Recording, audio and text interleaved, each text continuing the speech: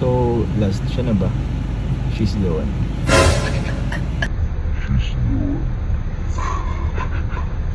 Hello guys, what's up po sa inyo lahat mga kalinga. For today's vlog, yun, part 1 interview tayo kay Papa Dan, yun, kay Kuya Dan. Ano, hot seat natin siya. Hot seat natin siya katulad ng hot seat natin si Papa Jones, Kuya Ed. So yun, hot seat natin siya. Katulad natin kung ano na ba talaga ang seryo. Ang magagamit sa seryong ganito mga kalinga. So ayun, dito si Papa Dan. Let's go. Ito na po si Yan. Hey, Dan! Dan! Unang tanong, katulad ng kila Kuya Joms, kila Kuya Edu. Ano tanong mo na sila niyan? Oo. Ano, when is the time yung perfect date? Perfect date? Oo. Wala pa nga eh. Wala pa? Wala pang date. Uy. Yung lumabas kami? Oo. Wala pa. Wala pa? Wala pa ang official date ni Joy. Wala pa kami official date. Wala pa. Pero kung ano, kung magkakaroon, when is the time? Ano yung perfect time? Lahat naman perfect time pag siya ang kasama mo. Perfect time. Grabe ka naman. Ganun agad yung sagot mo para kang ano, Kuya Edu. Si Kuya Edu, walang time kahit anong time. Paras kayo. Kaya pag kasama mo, Kasama yun na yun. tamang oras na. Anytime. Ay, yun ang maganda. Ay, grabe. Pinag-aircon tayo. Pinag-aircon tayo, Kuya Pure. Nandiyan na ba? Nandiyan na. Padan, ano yung love language mo daw? Kasi maraming love language. Sige, sige. May words of affirmation, yung pinupuri mo sa quality time. Yan, yung gusto mo kasama siya lagi. Act of service, yung pinagsisilbihan mo siya, pinagluluto. Uy! Parang alam ko yun. Sana yun. Ano pa? Physical touch, di ba? Physical touch. Yeah, physical touch. Ano ba yung love language mo dun? Isa na yung acts of service. Effort. Time. And isa din yung words of affirmation. Affirmation. Pinupuri. Para di ba, nakaka-encourage din or pa-boost ng confidence niya. Sabagay. Para mas, mas motivate, ganon. Kahit nasa kanya na yung Nasa kanya na ang lahat. Grabe naman yung mga Grabe naman yung mga tanong mo. Siyempre. Ganun naman tayo. Yung tanongan kasi. So yun yung ating love language. So, dapat yung pati angels interviewin mo din eh. Mga angels? Oo. Bawal yun. Kayo lang. Para malaman din natin kung ano yung mga nararamdaman nila, di ba? Kapag naano ka lang. Sa partner nila bilang leading man. Di ba? Tanong mo si Kalinga. Si Kalinga pa magkano pwede. Bawal tayo. So, pinagsilbihan mo na ba siya?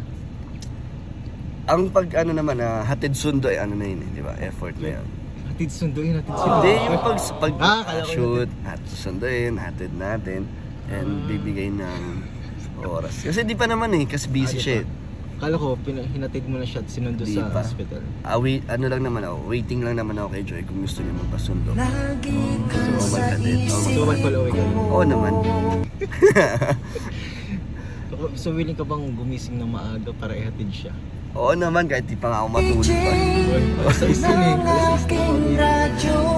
Kaya yun, basta magsabi siya ng maaga para ma-ready ko yung sarili ko, di ba, na ay maghatid ako, ay magsusundo pala ako kay Joy. Tapos paghahanda mo pa siya ng pagkain. May breakfast pa, no? Grabe. Para advance ako ng 1 hour bago yung pasok na, para may time pa, no? Package ka pala. Package. Grabe. Sunod na question. Ano yung pinakagusto mo sa tambalang Danjoy?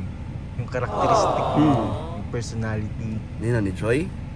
Ni Joy? Yung dalawa, ng Danjoy. Ano yung uniqueness? Ano yung pagkakaiba?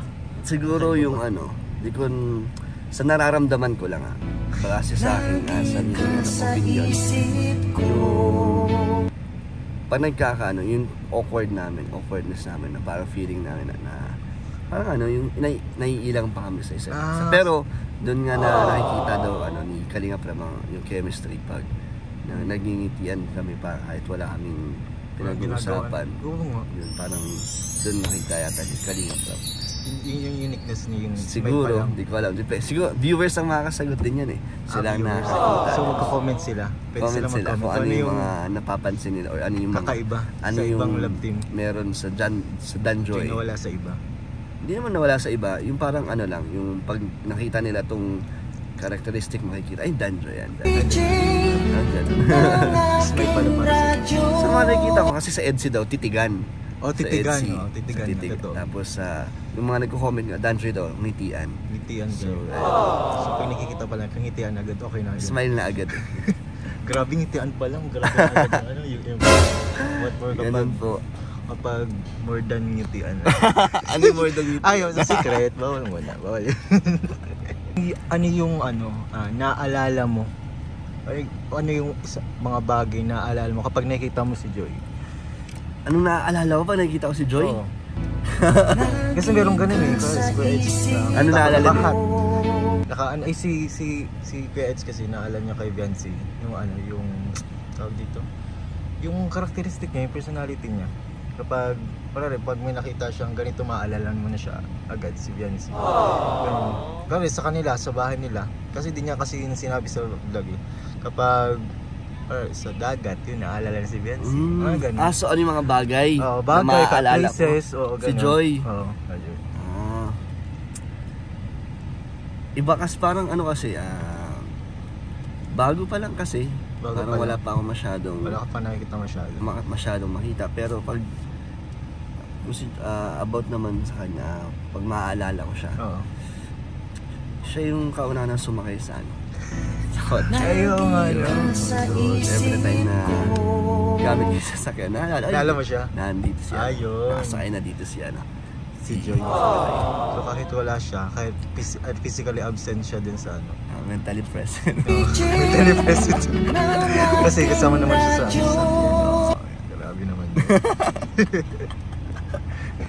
So totoo ba talagang siya yung First special someone. Sinagot na natin yan doon. Mismo kay Kalinga po. And kay Kuya Brooks. Doon mismo din sa harap ni Kuya Brooks na yun nga. Siya talaga yung pinaka-special sa It's a trap din. Next question. Ano ba yung pagkakaiba ni Joy? Ano yung uniqueness ni Joy sa ibang babae? Si Joy strong.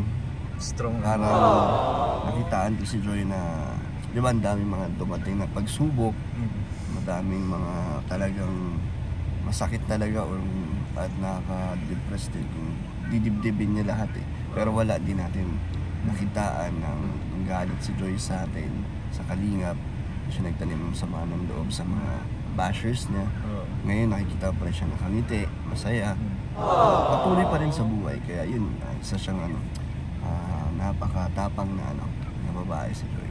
Nakakabilib. Tapos yun nga, mayroon pa pala siyang kondisyon na sinabi ng mama niya, may sakit din pala si Joy. Pero never natin nahalata sa kanya yung sinabi. So, yun, nakakabilib dun sa yung personality ni Joy. Yung tipong hindi siya nagtatanim ng sama ng loob. Hindi siya naghihinanap. Napakabait niya. Ni Joy. Pati ng mama niya. Talagang yung tiwala nila sa kanya hindi pa rin nagbabago. Kaya alagaan natin yung ganun tiwala. Naalala ko pala, nakita ko yung kapatid ni Joy sa Graceland. Kapatid niyo pala yun? Oo nga, doon Sabi ko, lilingapin ko ito kung ano yung kakamukha ni Joy. Kapatid pa ni Joy? Kapatid Joy. Kasi kay Kakay, sabi ko kasi kay Kakay, parang kamukha ni Joy. Sabi, kapatid nga yun ni Joy. Ba't alam ni Kakay? Kasi nag-edit kasi siya. Okay. Sabi ko, hindi naman ata si yun, kapatid ni Joy. Kasi bang bata. Bata naman yun. Pero hindi, ate niya pala yun. Ate niya. Ang bihira yun. Grabe Diyan sa Graceland. Sa Graceland. Nabalag na yun ni Kalampitos. Kaya nga. Na yung sniper ni Kalampitos. Grabe pala si Joy. Sayang.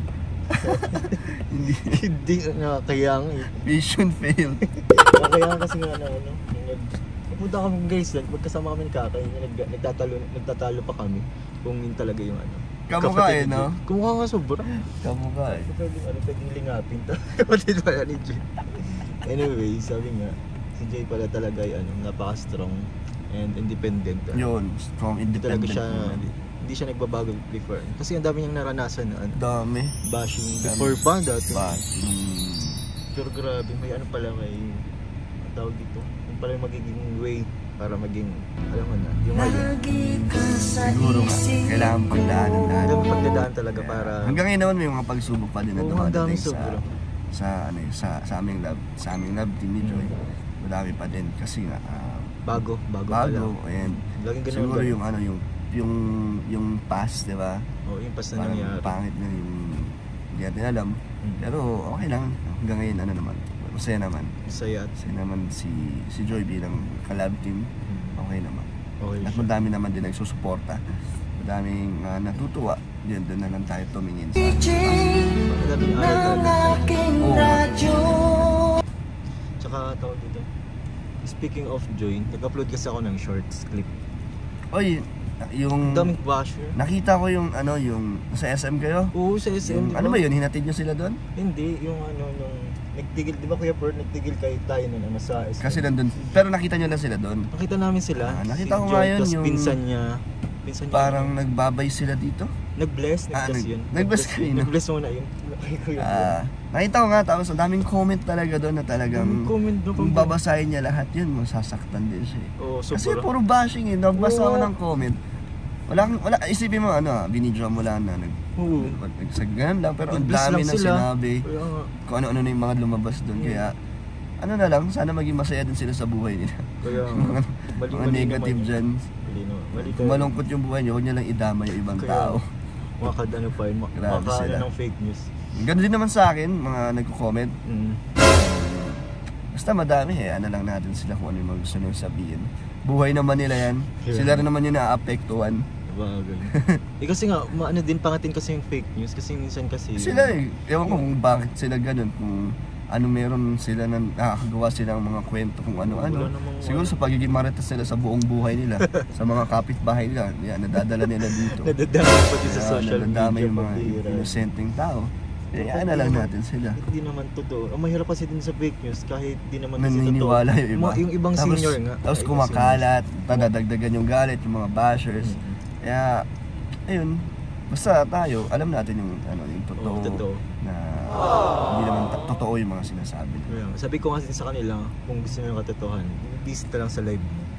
Sa live mo kaya sa upload ngayon. Dami din kasi mga kumakalat na di ba kung saan mga fake news. Kaya hindi rin maiwasan na maniwala din yung iba.